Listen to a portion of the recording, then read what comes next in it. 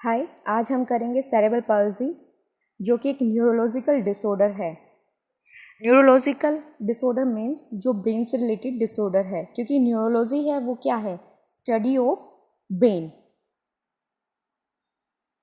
और आज हम सेरेब्रल पाल्सी, जिसको हिंदी में हम पक्षाघात कहते हैं, उसके अंतर्गत हम करेंगे ये टॉपिक्स। इसमें होगा introduction and what is cerebral palsy, definition, symptoms, causes and its types. और इसके अलावा भी हम कुछ सब टॉपिक्स करेंगे जो कि हमारे एग्जाम पर्पज से काफ़ी इम्पोर्टेंट हैं। तो चलिए स्टार्ट करते हैं। पहले हम देखते हैं इंट्रोडक्शन। सेरेब्रल पाल्सी का इंट्रोडक्शन क्या है, परिचय क्या है। Cerebral palsy is a disorder causing problem with moment and balance. Cerebral palsy क्या है, पक्षाघात क्या है, एक ऐसा डिसऑर्डर है जो कि मोमेंट और बैलेंस से, संतुलन बनाने से संबंधी समस्याओं का कारण बनता है। It is caused by brain damage और maldevelopment of the developing brain resulting in physical disability in varying degrees. और ये किस कारण से होता है, ब्रेन डैमेज की वजह से होता है, या अगर हमारा ब्रेन अच्छे से डेवलप नहीं हो पाता है तो उसकी वजह से सेरेब्रल पाल्सी होता है। और ये ब्रेन अच्छे से डेवलप ना होना हमारी जो शरीर में है फिजिकल डिसेबिलिटी, जो अलग अलग तरह की फिजिकल डिसेबिलिटी है, उनका कारण बनता है, उनके परिणाम के रूप में हमारे सामने आता है। Comprehensive professional services for children and adults with cerebral palsy are called also provided by National institute for Empowering Person with multiple Disabilities. तो यहाँ पर ये दिया गया है कि जो कॉम्प्रिहेंसिव प्रोफेशनल सर्विसेज हैं, यानी व्यापक स्तर पर जो सर्विसेज प्रोवाइड की जाती हैं चिल्ड्रन और जो अडल्ट है सेरेब्रल पाल्सी जिनको है, वो किसके द्वारा प्रोवाइड की जाती हैं, national institute for Empowering Person with multiple disability, जिसको शॉर्ट फॉर्म में बोलते हैं NIEPMD। ये भी जो शॉर्ट फॉर्म है ये याद करना आपके एग्जाम के लिए बहुत ज़रूरी है, आपको ये आनी चाहिए, इनकी फुल फॉर्म आनी चाहिए। एक बार मैं फिर रिपीट कर देती हूँ, NIPMD, national institute for empowering persons with multiple disabilities. फिर नेक्स्ट है Chennai and the national institute of orthopedically handicapped. जो ऑर्थोपेडिकली हैंडीकैप्ड हैं उनके लिए चेन्नई में एक इंस्टीट्यूट है, national institute. Kolkata are statutory bodies working under the aegis of the ministry of social justice and empowerment. Kolkata में भी एक स्टैट्यूटरी बॉडी है जो किसके अंडर वर्क करती है, किसके संरक्षण में काम करती है, ministry of social justice and empowerment. फिर नेक्स्ट देखते हैं इसके इंट्रोडक्शन में, इन द NGO सेक्टर, जो NGO सेक्टर हैं उसके अंतर्गत जो 5 हैं नेशनल लेवल ऑर्गेनाइजेशंस हैं जो वर्क करती हैं, that has significantly contributed to the growth and development of services for CP, जो कि क्या महत्वपूर्ण कार्य करती हैं जो CP से related growth and development services provide करने में, and conduct a range of training programmes for human resource development in the disability sector. जो डिसेबिलिटी सेक्टर में है उसमें ट्रेनिंग प्रोग्राम भी प्रोवाइड करती हैं फॉर ह्यूमन रिसोर्स डेवलपमेंट के लिए। और वो 5 जो हैं NGO सेक्टर में जो नेशनल ऑर्गेनाइजेशंस काम करती हैं नेशनल लेवल पर, वो कौन कौन सी हैं। फर्स्ट है AADI जो कि काम करती है formally spastic society of northern India. ये स्पास्टिक सोसाइटी है जो कि नॉर्दर्न इंडिया में, उत्तरी भारत में है। फिर सेकंड है ADAPT formally spastic society of India in Mumbai. ये कहाँ है, ADAPT मुंबई में। थर्ड है SPASTN spastic society of Tamil Nadu, spastic society of Tamil Nadu. Fourth है IICP Chennai and Indian institute of cerebral palsy Kolkata, ये कहाँ पर है, कोलकाता में। फिर फिफ्थ है Vidyasagar formally spastic society of India, Vidyasagar formally spastic society of India.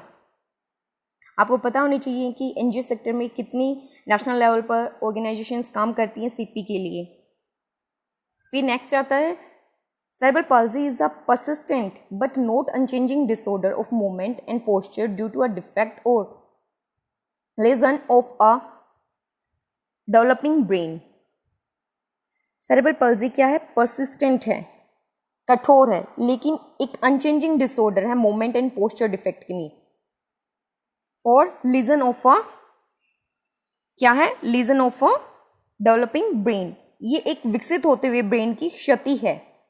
It occurs in about 2 in 1000 live births. जो बच्चे पैदा होते हैं उनमें 1000 में से 2 बच्चे सेरेब्रल पल्सी के साथ पैदा होते हैं. फिर देखते हैं what is cerebral palsy. Cerebral palsy actually है क्या? The term cerebral refers to the brain. Cerebral refers to the brain. जो सेरेब्रल टर्म है सेरेब्रल पल्सी में वो सेरेब्रल टर्म है, ब्रेन से related, and palsy refers to the loss और impairment of motor function. और पाल्सी का मतलब क्या है? जो मोटर फंक्शन है उनमें इम्पेयरमेंट, जो गति से संबंधित जितने भी कार्य हैं उनमें इम्पेयरमेंट, क्षति होना या उसमें कमी आना, हानि होना उसकी. यहाँ पे एक पिक्चर में दिखा रखा है ब्रेन, जो ये अपर पार्ट दिखा रखा है, सेरेब्रल कॉर्टेक्स दिखा रखा है. Cerebral palsy refers to a group of neurological disorder. ये क्या है? ग्रुप ऑफ न्यूरोलॉजिकल डिसऑर्डर से ब्रेन से रिलेटेड जो डिसऑर्डर्स हैं उनका समूह है एक. दैट अपीयर्स इन इन्फेंसी और अर्ली चाइल्डहुड, जो कि दिखाई देता है शैशवावस्था में या फिर जो पूर्व बाल्यावस्था होती है उसमें. And permanently affect body movement, और परमानेंटली स्थायी तौर पर जो बॉडी मूवमेंट है एंड मसल कोऑर्डिनेशन है, जो मांसपेशियों का आपस में कोऑर्डिनेशन है, तालमेल है, उसको अफेक्ट करता है, प्रभावित करता है. Cerebral palsy is caused by damage to और abnormalities inside the developing brain. Cerebral palsy जैसे कि आपने पीछे पढ़ा था कि ये या तो ब्रेन में डैमेज होने की वजह से, विकसित होते हुए ब्रेन में डैमेज होने की वजह से, या कोई असामान्यता आने की वजह से होती है. That disrupt the brain's ability to control movement and maintain posture and balance, जो कि मतलब उसके ब्रेन की जो एबिलिटी है, योग्यता है मोमेंट कंट्रोल करने की और पोस्चर को बनाने की और बैलेंस करने की, उसमें संतुलन करने की, उसमें समस्या पैदा करती है. Cerebral palsy affect the motor area of the brain outer layer. Cerebral palsy में क्या होता है? जो ब्रेन का जो मोटर एरिया होता है, आउटर लेयर होती है जो, उसको उसमें मतलब वो प्रभावित होती है. उसको क्या बोलते हैं? Cerebral cortex. जैसा कि मैंने यहाँ पे आपको पिक में दिखाया था, ये अपर जो पोर्शन है ये सेरेब्रल कॉर्टेक्स है और इसी एरिया को प्रभावित करती है सेरेब्रल पाल्सी. और ये आउटर लेयर होती है ब्रेन की, और इसका कार्य क्या होता है? जो मसल मूवमेंट है उनको डायरेक्ट करना. इन सम केसेस, कुछ केसेस में क्या होता है? The cerebral motor cortex hasn't develop normally during foetal growth. जो भ्रूण अवस्था में जो विकास होता है, वृद्धि होती है, उसमें क्या होता है? कुछ केसेस में सेरेब्रल मोटर कॉर्टेक्स है वो अच्छे से डेवलप नहीं हो पाता है. In others the damage is a result of injury to the brain either before, during और आफ्टर बर्थ. और कुछ केसेस में क्या होता है? डैमेज हो जाता है या इंजरी हो जाती है या तो बर्थ से पहले या बर्थ के दौरान या फिर बर्थ के बाद. In either cases the damage is not repairable and the disabilities that result are permanent. और कुछ केसेस में क्या होता है? ये डैमेज है रिपेयरेबल नहीं होता है, उसको ठीक नहीं किया जा सकता है, जिसकी वजह से जो डिसेबिलिटी होती है वो परमानेंट होती है, स्थायी होती है. फिर डेफिनेशन देखते हैं सेरेब्रल पाल्सी की. डेफिनेशन क्या है? While cerebral palsy pronounced cerebral palsy is a blanket term commonly referred to as CP. जो सेरेब्रल palsy क्या है? एक ब्लैंकेट टर्म है जो कि CP के लिए यूज की जाती है. CP क्या? शॉर्ट फॉर्म है, और इसकी ब्लैंकेट टर्म क्या है? Cerebral palsy. And described by loss और इम्पेयरमेंट ऑफ मोटर फंक्शन. जो कि कैसे डिस्क्राइब की जाती है, जिसकी व्याख्या कैसे की जाती है? मोटर फंक्शन है उसमें इम्पेयरमेंट होना या उसमें क्षति होना. Cerebral palsy is actually caused by brain damage. Cerebral palsy कब होती है? Most of the time brain damage की वजह से. The brain damage is caused by brain injury और abnormal development of the brain that occurs while a child's brain is still developing. Brain damage कब होता है? जब ब्रेन में कोई इंजरी होती है या कोई एबनॉर्मल डेवलपमेंट होती है ब्रेन में, जब बच्चे का जो ब्रेन है वो डेवलप कर रहा होता है, डेवलपिंग कंडीशन में होता है, बिफोर बर्थ, ड्यूरिंग बर्थ और immediately after birth. There is no cure for cerebral palsy, इसके लिए कोई भी क्योर नहीं है, but supportive treatments, medications and surgery can help many individuals improve their motor skills and ability to communicate with the world। लेकिन क्या होता है, इसको मतलब सुधार किया जा सकता है, इम्प्रूवमेंट की जा सकती है कुछ ट्रीटमेंट के थ्रू, सहायक ट्रीटमेंट होती हैं उनके थ्रू, या फिर मेडिकेशंस के थ्रू या सर्जरी के थ्रू। फिर देखते हैं इसके सिम्टम्स क्या हैं। What are the symptoms? Lack of muscles coordination when performing voluntary movement. जो वॉलेंट्री मूवमेंट कर रहे होते हैं, परफॉर्म कर रहे होते हैं, तो क्या होता है, उसमें कमी दिखाई देती है मसल्स की कोऑर्डिनेशन में, तालमेल में क्या है, कमी दिखाई देती है। और इस कंप्लीट जो ये लाइन है, ये डेफिनेशन दी गई है एक तरह से एक वर्ड की, वो क्या है, एटेक्सिया। क्या है, एटेक्सिया। एटेक्सिया में क्या होता है, lack of muscles coordination when performing voluntary movement. Exam में पूछा जा सकता है आपसे ऐसे देकर ऑप्शन, और एक डेफिनेशन दे दी जाएगी, बताओ कि ये किससे रिलेटेड है इनमें से। फिर नेक्स्ट है स्टिफ और tight muscles and exaggerated reflexes. जो अनैच्छिक क्रियाएं हो जाती हैं वे बहुत ज़्यादा होती हैं, अपने आप हो जाती हैं, और साथ ही साथ मसल्स क्या हैं, स्टिफ या फिर टाइट हो जाती हैं, और इसको क्या बोलते हैं, स्पास्टिसिटी। स्पास्टिसिटी में क्या होता है, स्टिफ और tight muscles and exaggerated reflexes. Next है वीकनेस इन वन और मोर आर्म और लेग। एक या एक से अधिक हाथ या पैर में कमजोरी दिखाई देती है। Walking on the toes, a crouched gait और अ सीजर्ड गेट। इसमें क्या होता है, बच्चा अपने अंगूठों पर, पैर के अंगूठों पर चलता है, मतलब आगे का जो पंजा होता है ऑलमोस्ट उस पर चलता है। अब क्राउच्ड गेट, क्राउच्ड गेट क्या होता है, झुका हुआ, मतलब उसके चाल क्या होती है, काफ़ी झुकी हुई चाल होती है। और अ सीजर्ड गेट, सीजर्ड मतलब कैंची, सीजर मतलब क्या होता है, कैंची, कैंची की तरह मतलब चाल होती है, तिरछे चलते हुए वो तिरछे पैर रखता है, लेफ्ट को राइट की साइड रखेगा या राइट को लेफ्ट की साइड रखेगा।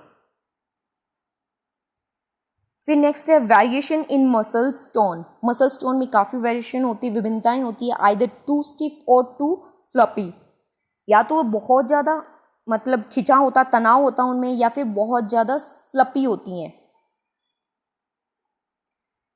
एक्सेसिव ड्रूलिंग और डिफिकल्टीज स्वेलोइंग और स्पीकिंग। क्या होता है, बहुत ज़्यादा मात्रा में ड्रूलिंग होती है, लार टपकाता है बच्चा, उसको निगलने में या बोलने में बहुत ज़्यादा कठिनाई होती है। शेकिंग और रैंडम इनवॉलेंट्री मूवमेंट, ट्रेमोर मतलब शेकिंग मूवमेंट होती हैं, और इनवॉलेंट्री जिस पर कंट्रोल नहीं होता, ऐसी मूवमेंट होती हैं। Delays in reaching motor skills milestone, और जो मोटर स्किल माइलस्टोन होती हैं, जो गति कौशल होती हैं संबंधी माइलस्टोन होते हैं, उन तक पहुंचने में उसको डिले होता है। Difficulty with precise movement such as writing और बटनिंग अ शर्ट, मतलब जो प्रिसाइज, जो बिल्कुल ठीक मूवमेंट होती हैं, जैसे राइटिंग होती है या बटनिंग होती है। प्रिसाइज मतलब फाइन मोटर स्किल से रिलेटेड जो भी मूवमेंट होती हैं उनमें उसको बहुत ही ज़्यादा समस्या आती है, जैसे राइटिंग लिखने में, और बटनिंग अ शर्ट, शर्ट को बटन करने में, बटन लगाने में। फिर इसके कॉजेज क्या हैं सेरेब्रल पाल्सी के?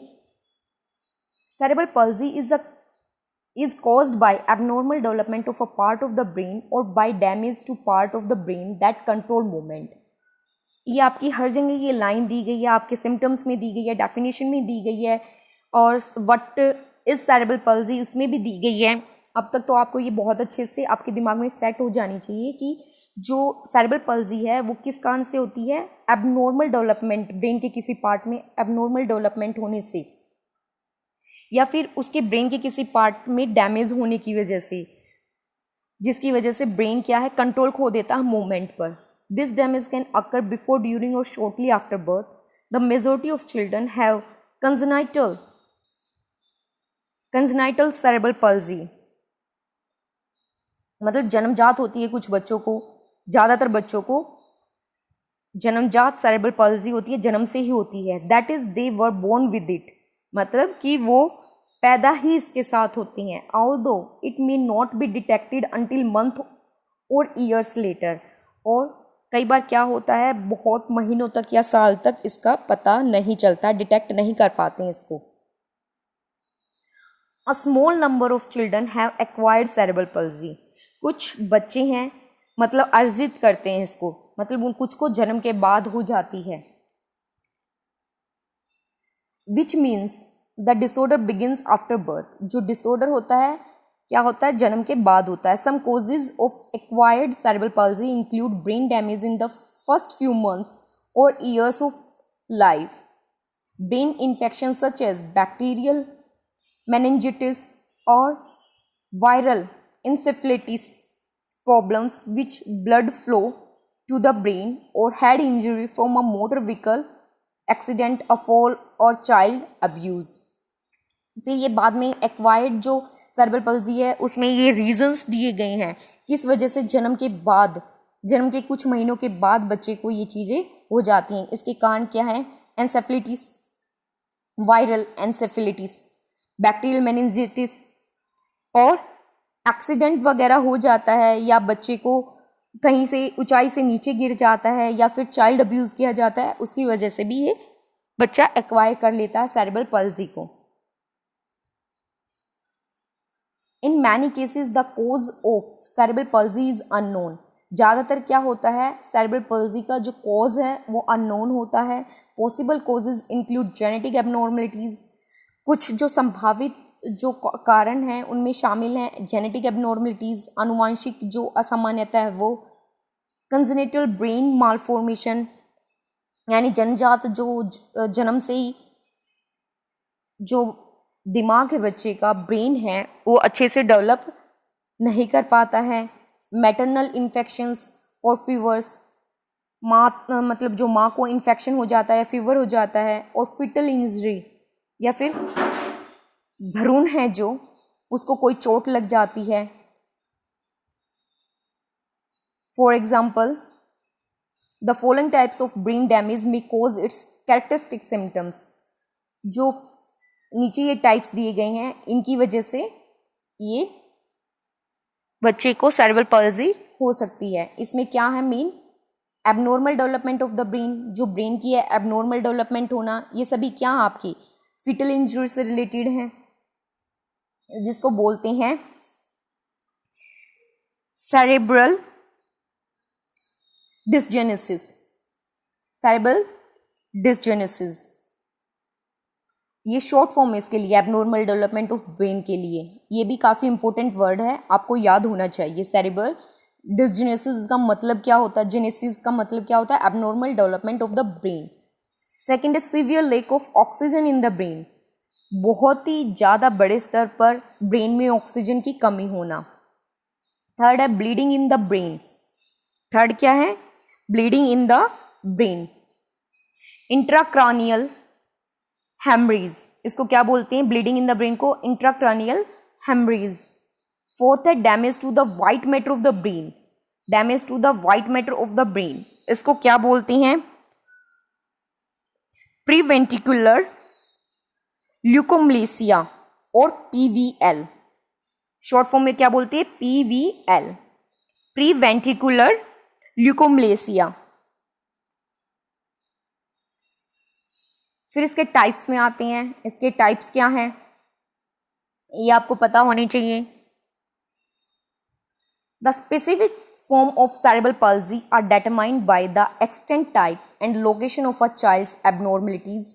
Doctors classify CP according to the type of movement disorder involved. इसके टाइप्स में क्या दिया गया है, इसकी जो स्पेसिफिक फॉर्म होती है सेरेब्रल पल्सी की वो अलग अलग हैं,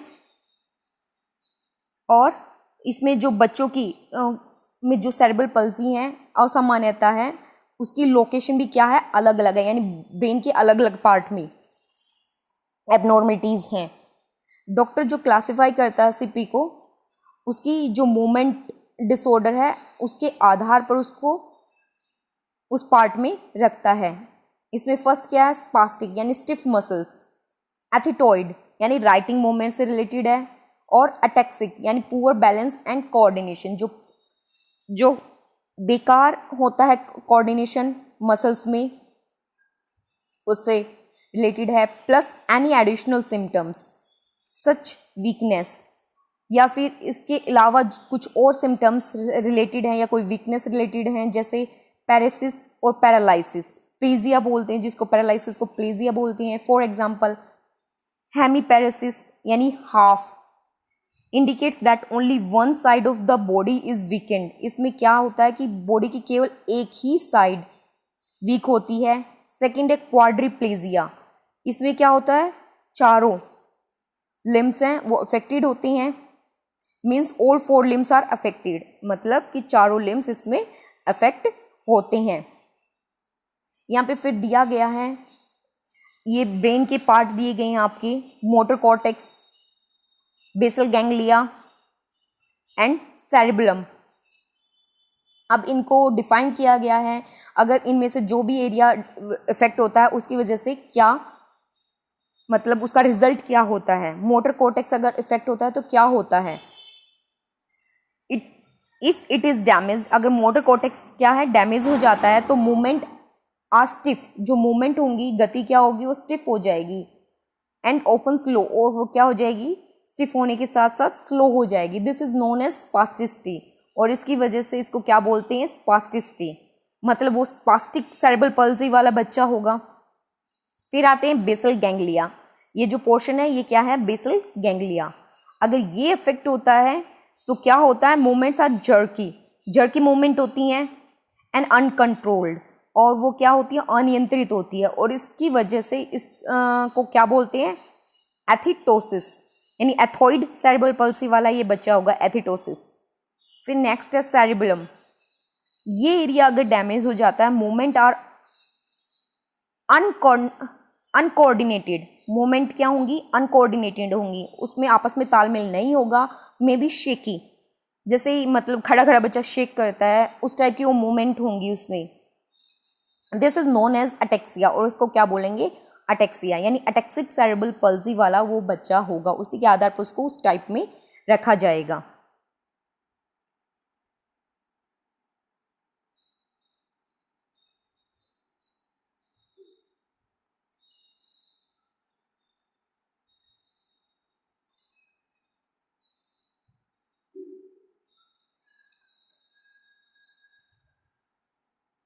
जैसा कि मैंने अभी आपको बताया था उसके टाइप्स में लिम्स पे जो आधारित होते हैं सिम्टम्स दिखाई देते हैं उनको इस तरह से कैटेगराइज किया गया है। मोनोप्लेजिया यानी एक लिम इफेक्ट होगा, यूजुअली एन आर्म, मतलब इसमें सामान्य तौर पर क्या होता है एक हाथ अफेक्ट होता है। फिर है सेकेंड है हेमिप्लेजिया, हेमिप्लेजिया में क्या होता है affects one side of the body, इसमें बॉडी मतलब आधी बॉडी एक साइड लेफ्ट या फिर राइट अफेक्ट होती हैं। फिर है डाइप्लेजिया, डाइप्लेजिया में क्या होता है अफेक्ट आइदर बोथ आर्म्स और बोथ लेग्स, या तो दोनों ही हाथ अफेक्ट होंगे या दोनों ही पैर अफेक्ट होंगे, या आपको इनमें डिफरेंस पता होना चाहिए, ये वर्ड्स दे के आपसे डिफरेंस पूछा जा सकता है। फिर है क्वाड्रिप्लेजिया, आप क्वाड्रिप्लेजिया में जैसा कि नाम से क्वार्टर्स में क्या होता है 4 होता है क्वार्टर का मतलब, तो उसके अकॉर्डिंग क्वाड्रिप्लेजिया में क्या होगा चारों के चारों लिम्स अफेक्टेड होंगे। और हम ज़्यादातर किस में कंफ्यूज होते हैं हेमिप्लेजिया और डाइप्लेजिया में कंफ्यूज हो जाते हैं, कुछ बच्चे मोनोप्लेजिया में भी कंफ्यूज होते हैं। अब देखते हैं कि अर्ली साइंस क्या है, what are the early signs. The signs of cerebral palsy usually appear in the early month of life. ज़्यादातर क्या होता है सेरेब्रल पल्जी के साइंस हैं वो जब जन्म होता है बच्चे का उन्हीं के स्टार्टिंग के मंथ्स में दिखाई देने स्टार्ट हो जाते हैं। Although specific diagnosis may be delayed until age 2 years और लेटर, लेकिन कभी कभी क्या होता है कि जो स्पेसिफिक डायग्नोज है वो डिले हो जाता है। कब तक हो जाता है? या तो 2 साल या उसके बाद तक। Infant with CP frequently have developmental delay. CP में क्या होता है, जो शिशु होता है जिसको है सीपी, वो क्या होता है, डेवलपमेंटल डिले शो करता है in which they are slow to reach developmental milestones such as learning to roll over, sit, crawl और वॉक। ऐसे बच्चे क्या है डेवलपमेंटल माइलस्टोन्स में पीछे रह जाते हैं नॉर्मल बच्चे की कंपैरिजन में, जैसे कि बैठने में, रोल ओवर करने में, क्राउल करने में या फिर चलने में। Some infants with CP have abnormal muscle tone. कुछ बच्चे हैं जो सीपी के, उनमें क्या होता है, एबनॉर्मल मसल टोन होता है, और सामान्य मसल टोन होता है डिक्रीज मसल टोन। कुछ में क्या होता है, डिक्रीज, कमी पाई जाती है मसल टोन में, जिसको बोलते हैं, इस कंडीशन को क्या बोलते हैं, डिक्रीज्ड मसल टोन को हाइपोटोनिया। क्या बोलते हैं? हाइपोटोनिया। आप मेरे साथ रिपीट कर सकते हैं, आपको याद हो जाएगा। Decreased muscle tone means hypotonia. Can make them appear relaxed, जिसकी वजह से ऐसा लगता है कि बच्चा काफी रिलैक्स्ड है। इवन फ्लॉपी, या फिर बच्चा फ्लॉपी लगता है। इंक्रीज्ड मसल टोन, किसी में मसल टोन्स काफी बड़ी हुई दिखाई देती हैं, इसको क्या बोलते हैं, hypertonia. Hyper. Can make them seem stiff और रिजिड, और इसकी वजह से ऐसा लगता है कि बच्चे की जो मूवमेंट है वो काफी स्टिफ है और रिजिड है। In some cases an early period of hypotonia will progress to hypertonia after the first 2 to 3 months of the life. कुछ केसेस में क्या होता है, स्टार्टिंग के पीरियड्स में जो हाइपोटोनिया टाइप की कंडीशन दिखाई देगी, डिक्रीज मसल टोन्स, लेकिन वो कहाँ तक प्रोग्रेस कर जाएगी, 2 to 3 month में हाइपरटोनिया यानी इंक्रीज मसल टोन तक। Children with CP may also have unusual posture or favor one side of the body when they reach, crawl or move. Children जो सीपी होता है जिन्हें, वो क्या है, अनयूजुअल पोस्चर होता है उनका, और वो किसी भी चीज़ तक पहुंचने के लिए अपनी बॉडी की एक साइड का यूज़ ज़्यादा करते हैं। It is important to note that some children with CP also might have some of these signs. और ये महत्वपूर्ण है ये नोटिस करना कि बच्चे ये इनमें से कुछ जो साइन है वो शो करते हैं। सम अर्ली वार्निंग साइंस, चेतावनी भरी जो अर्ली साइंस हैं वो क्या हैं। In a baby younger than 6 months of age, जो 6 महीने से छोटा बच्चा होता है, उसमें क्या साइन होती हैं। His head lags when you pick him up while he is lying on his back. इसमें क्या होता है, जब बच्चे को हम उठाते हैं उसका हेड लैग करता है, while he is lying on his back, या फिर वो बेड पर लेटा हुआ होता है अपनी बैक की तरफ। ही फील्स स्टिफ, वो स्टिफ लगता है। ही फील्स फ्लॉपी, या तो फ्लॉपी लग सकता है या फिर वो स्टिफ लग सकता है। When you pick him up his legs get stiff and they cross और सीजर। जब बच्चे को उठाते हैं तो उसकी लेग्स कैसी होती हैं, स्टिफ होती हैं, लग सकती है, मतलब ऐसे स्टिफ लग सकती हैं, या फिर क्रॉस लेग लग सकती हैं। In a baby older than 6 months of age, जब बच्चा 6 महीने से ज़्यादा बड़ा हो जाता है तो क्या साइंस दिखाई देते हैं उसमें। She doesn't roll over in either direction, मतलब वो एक पर्टिकुलर जो डायरेक्शन है उसमें रोल ओवर नहीं करता है। She can't bring her hands together, वो अपनी हाथों को इकट्ठा नहीं ला सकती है। She has difficulty bringing her hands to her mouth, और उसको डिफिकल्टी होती है अपने हाथों को अपने मुंह तक लाने में। She reaches out with only one hand while keeping the other fisted. इसमें क्या होता है कि वो केवल अपने एक हाथ को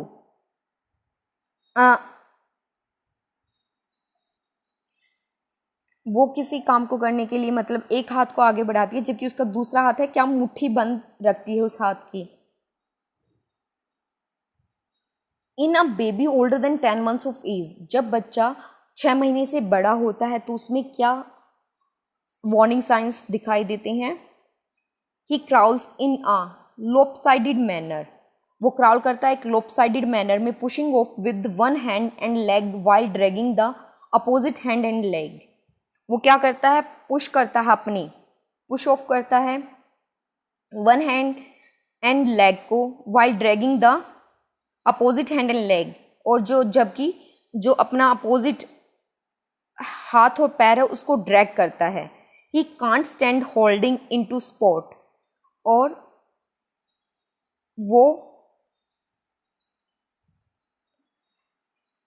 वो सहायता से भी खड़ा नहीं हो सकता है। तो आज के लिए इतना ही काफ़ी है, क्योंकि सेरेब्रल पल्सी एक बहुत बड़ा टॉपिक है और बाकी हम नेक्स्ट वीडियो में करेंगे, क्योंकि एक ही वीडियो में मैंने सब कुछ करा दिया तो आपको काफ़ी लेंथी लगेगा, आप बोरिंग महसूस करेंगे। इसलिए मैं नेक्स्ट वीडियो में जो इसके अगले टॉपिक हैं वो कराऊंगी, आपको टाइप्स डिटेल में कराऊंगी। Thanks for watching and don't forget to like, subscribe and share my video.